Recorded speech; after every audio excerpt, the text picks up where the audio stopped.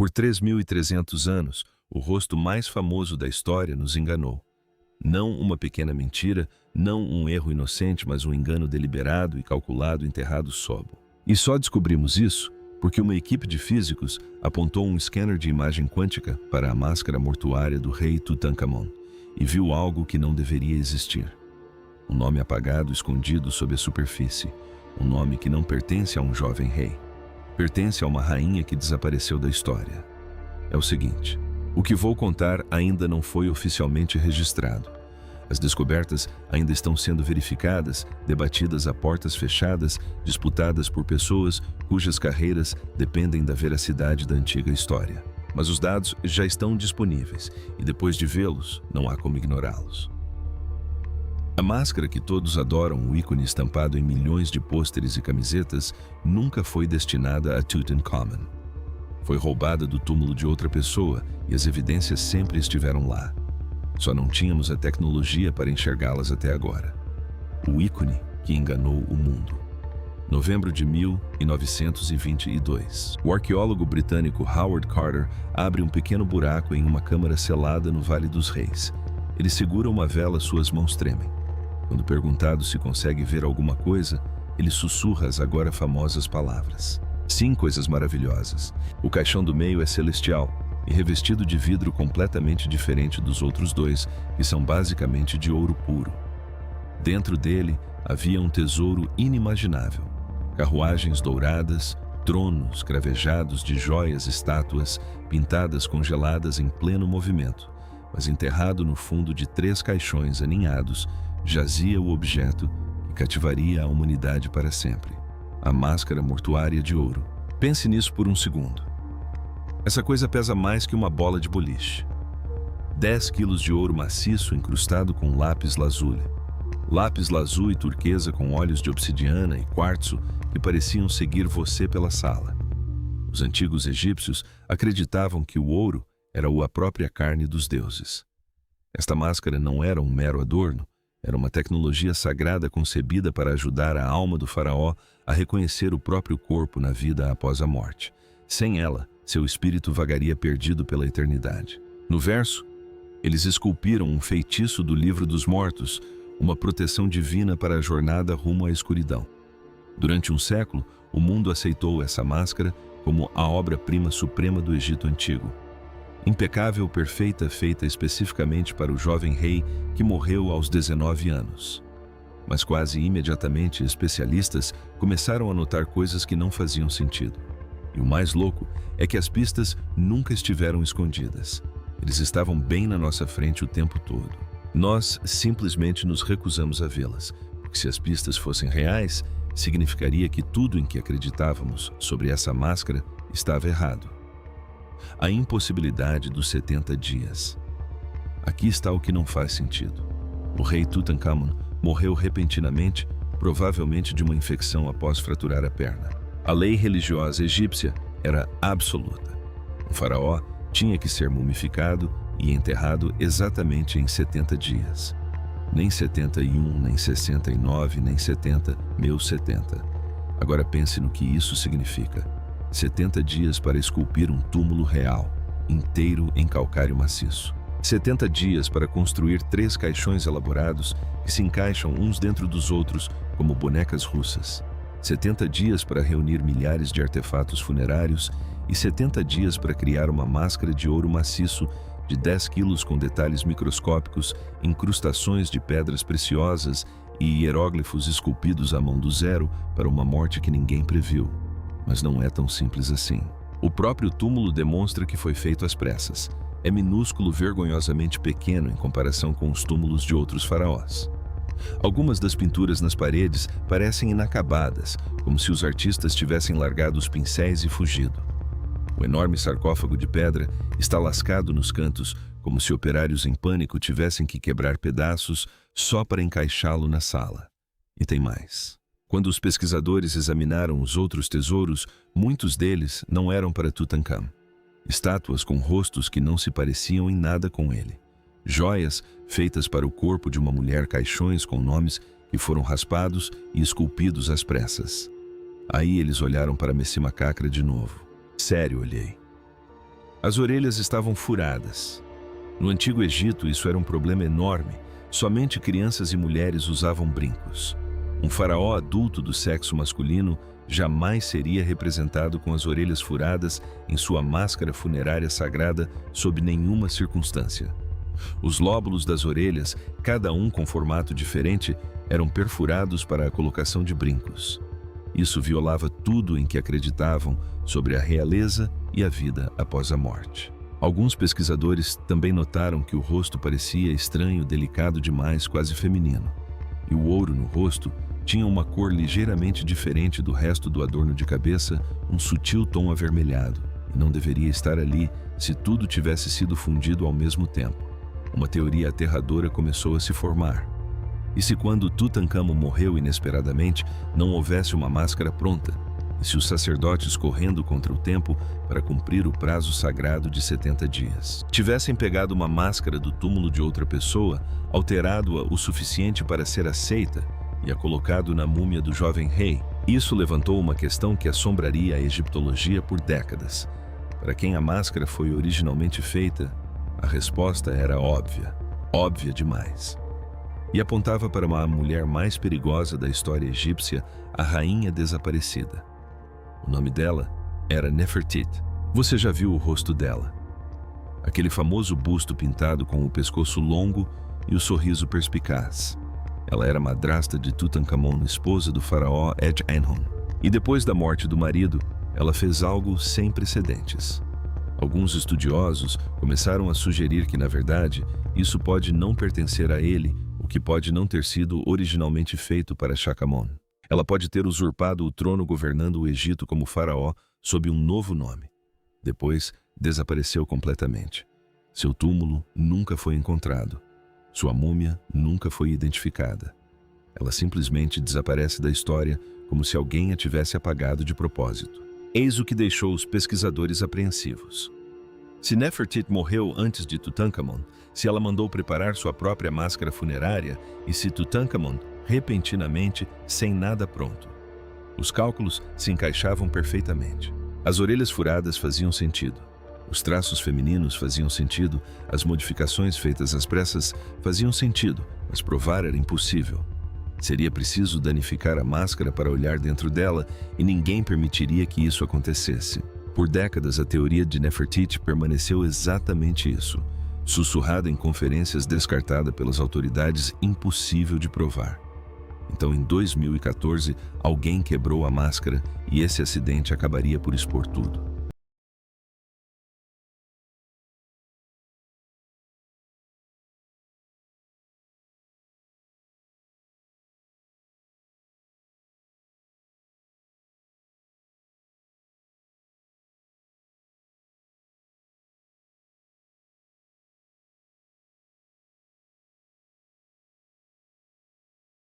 O desastre que mudou tudo. A história ganhou manchetes internacionais. Durante uma limpeza de rotina no Museu Egípcio do Cairo, um funcionário esbarrou na máscara. A longa barba trançada, um símbolo sagrado da realeza divina, quebrou-se completamente. O que aconteceu em seguida foi quase pior do que a própria quebra.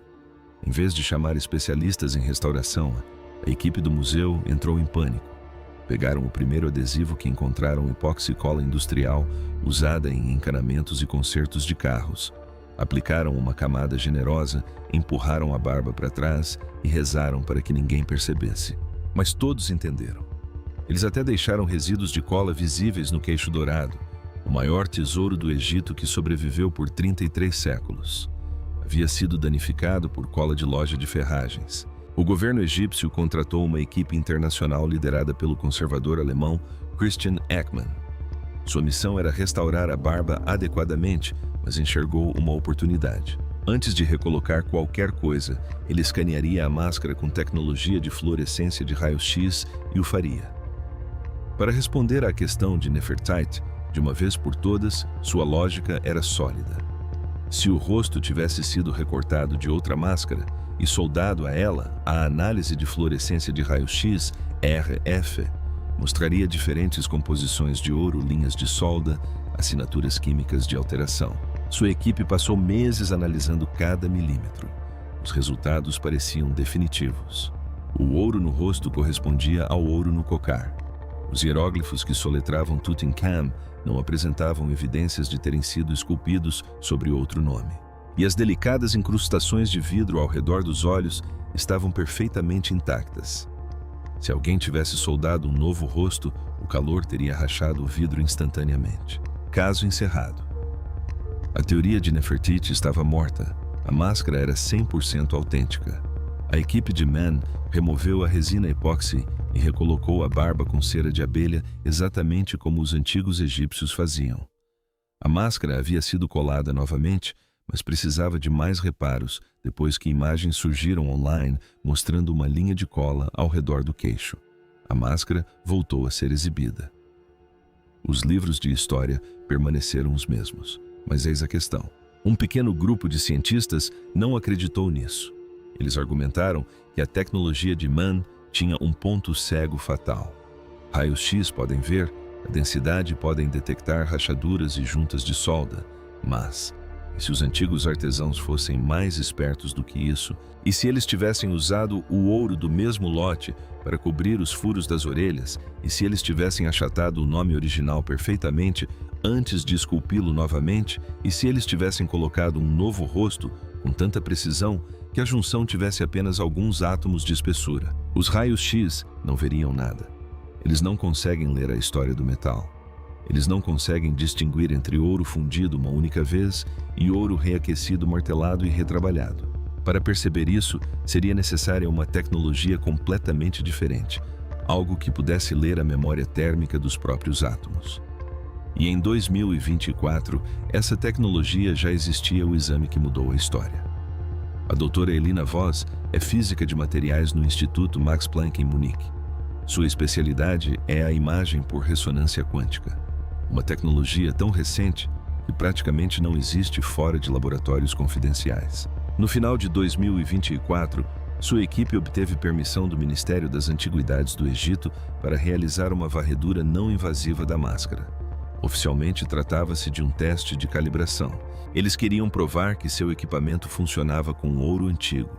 Não esperavam encontrar nada que tivesse deixado passar. A digitalização ocorreu após o fechamento do Grande Museu Egípcio. Mais tarde, o Dr. Voss descreveu a configuração aos colegas. O scanner zumbia.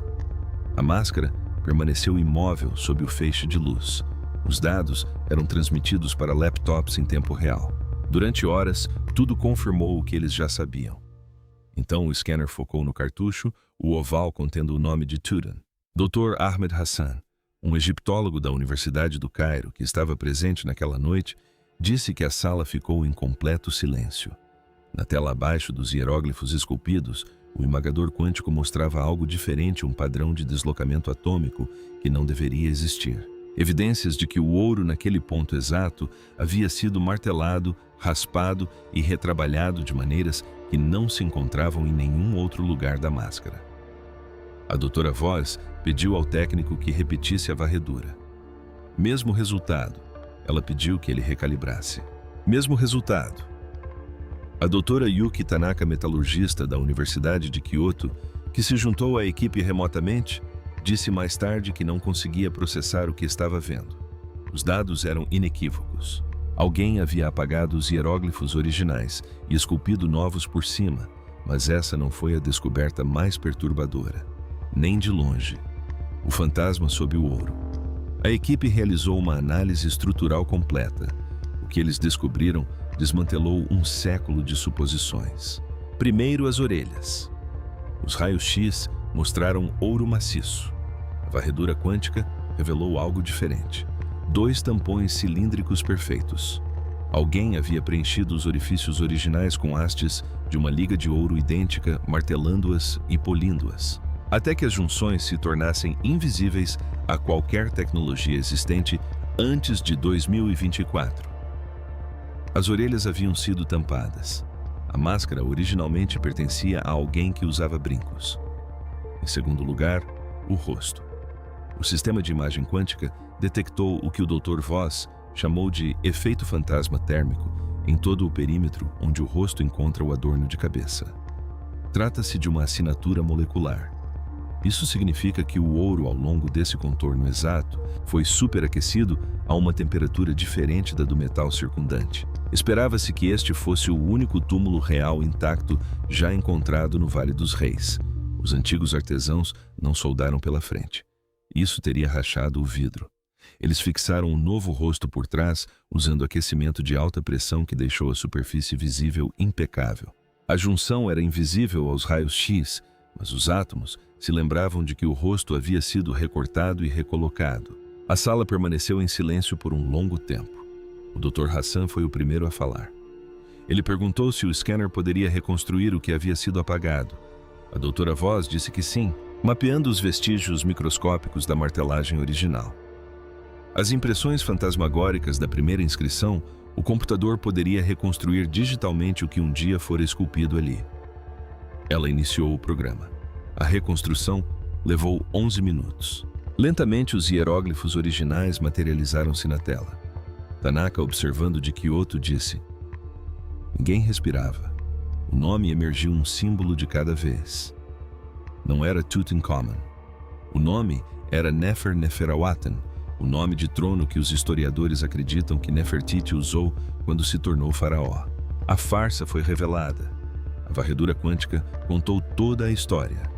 Quando o rei Tutankhamon repentinamente não havia uma máscara preparada para ele. Seu poderoso sucessor, um homem chamado provavelmente roubou o grandioso túmulo originalmente planejado para Tutankhamon. Os sacerdotes estavam encurralados. Tinham 70 dias sem máscara, sem opções. Então eles foram ao túmulo da faraó anterior Nefertiti. Pegaram sua máscara funerária e começaram a trabalhar. Eles taparam as orelhas furadas dela com ouro do mesmo lote, martelando até que não restasse nenhuma emenda. Encomendaram um novo rosto com as feições do jovem rei. Recortaram o rosto de Nefertiti e atacaram Tutankhamon pelas costas, usando técnicas tão avançadas que a junção permaneceu invisível por 3 milênios. Depois, achataram o nome real dela e esculpiram o dele em seu lugar. Enterraram seu rei com o rosto roubado e enterraram a verdade junto com ele. A máscara agora está no grande museu egípcio. Milhões de visitantes a contemplam todos os anos, acreditando estarem vendo Tutankhamon. Mas, sob essa superfície dourada, já o fantasma de uma rainha desaparecida, oculta por 3.300 anos, revelada por uma tecnologia que lê a memória de Arems. As descobertas ainda não foram publicadas oficialmente. A verificação está em andamento. Carreiras estão em jogo, mas os dados já estão disponíveis e levantam questões que não desaparecem. Se a máscara foi roubada do túmulo de Nefertiti, o que mais naquela câmara funerária não pertence a Tutankhamon? Quantos desses tesouros do jovem rei foram roubados de outros túmulos na mesma corrida desesperada de 70 dias? E a maior pergunta de todas, onde está a verdadeira máscara funerária de Nefertiti? Aquela que foi feita para ela, aquela com seu rosto verdadeiro. Por que se roubaram a dela para Tutankhamon? De quem foi a máscara que colocaram nela? Deixe sua opinião nos comentários e não se esqueça de curtir e se inscrever para mais segredos que eles não querem que você saiba.